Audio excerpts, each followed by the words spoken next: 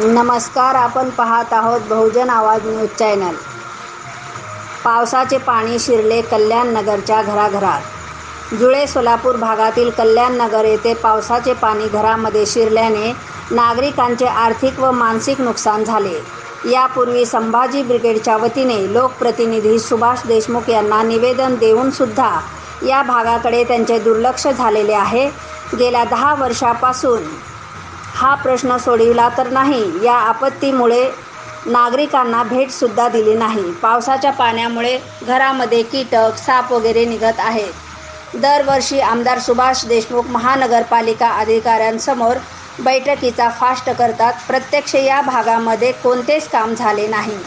आयुक्त शीतल तेली उगले यांनी आढावा बैठक घेऊन सुद्धा विभागीय झोनचे कोणतेच अधिकारी कर्मचाऱ्यांनी या भागामध्ये नालेसफाई केली नाही, असे येथील नागरिक श्याम भैया कदम यांनी व्यक्त केली.